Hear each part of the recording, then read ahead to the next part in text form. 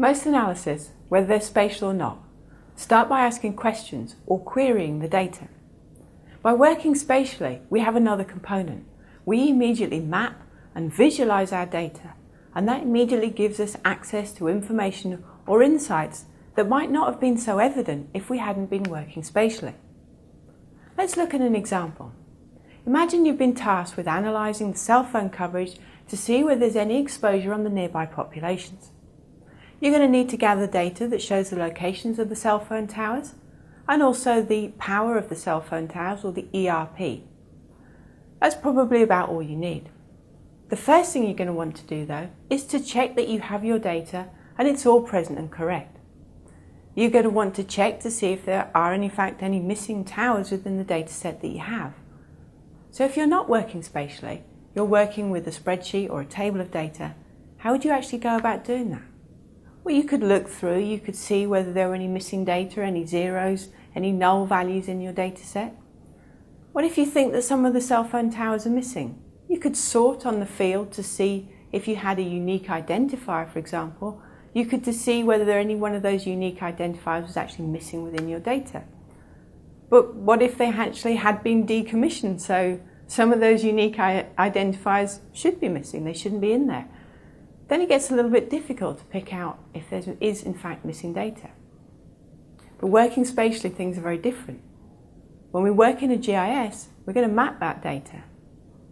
Now you can immediately see a whole area where there are in fact no cell phone towers. Now it's looking to me like there's something missing in this data. Well, is there? Now I want to get the context of that. So would I expect cell phone towers there?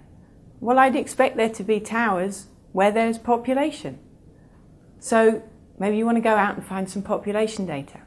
You could summarize the population to each one of these areas, visualize that using the summaries as point symbols, which are going to be proportional to the population count. Now you can see I have just about equal population in each one of these areas, so I would expect roughly the same number of cell phone towers in each one of these areas. So perhaps a call would need to be made to the cell phone tower operators. Of course, assuming you have coverage to make that phone call. So what about if we actually want to look at the data itself? What if some of those values are erroneous? How could we actually go into that? Well, we could explore those power, those ERP values, by using some kind of descriptive statistics. We're going to be able to look at the minimum, the maximum, the average. We wouldn't know exactly what the ERP value should be, but we would have a rough idea of what we'd expect. We could see if there were any outliers. We could see what the standard deviation of the power is. That's going to give us a lot more information and help us understand the information that we have. Remember, descriptive statistics are familiar to everyone. They're easy to understand and explain. They help us describe the data structure and the characteristics. We can see what's usual or what's unusual. We can see changes over time. We could look at how the power had changed over the time. So adding that spatial component allows us to do something else as well. We can bring in the other information just as we did the population.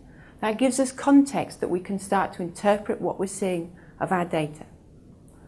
So working visually, we have the power of the map, but don't forget we can use other things. You might want to use graphs. That's another way of effectively displaying your data, particularly if you're using descriptive statistics. That's another way that makes it easy to understand and engaging for people to follow your analysis. Another way that you can actually manipulate your data or carry out your analysis is by querying the data. So we pull out just the information that we're interested in for our particular analysis. So we're interrogating that data. So let's look at another example.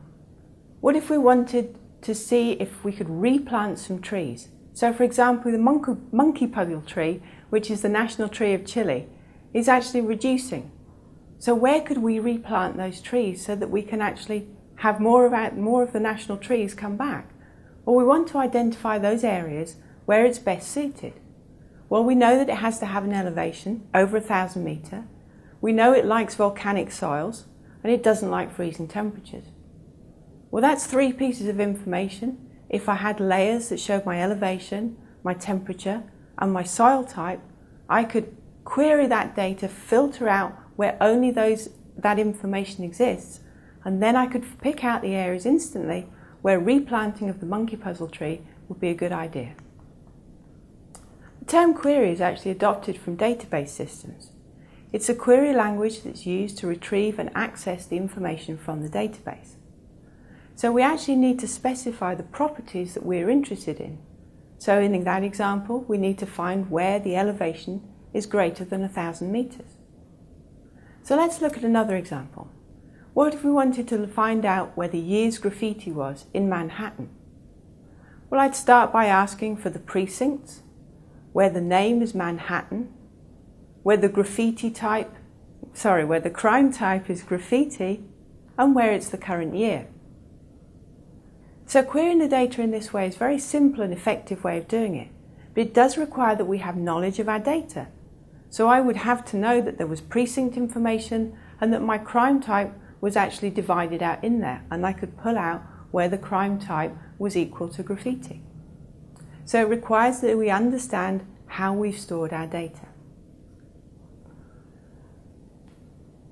So in a GIS, queries can impact upon the data that we see in all our subsequent analysis. So we're actually pulling out that information. I'm pulling out where we have just the crimes in Manhattan. And that's what I see and what I can actually do my analysis on in my subsequent analysis. It's not that I've actually removed any other data. I still have all the crimes in there. I've just selected out, queried out, just where I want to see the crimes in Manhattan.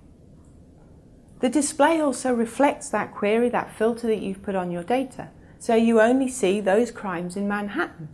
And that's when the visual power of your GIS really starts to come into play. So you can use querying or filtering as part of your analysis right at the start to actually understand the data a little bit more, or it could be the results of your analysis, as we saw in the example with the monkey puzzle trees. And remember, using descriptive statistics allows us to explain the main characteristics of the data so that we understand our data very well and we can share that information with other people.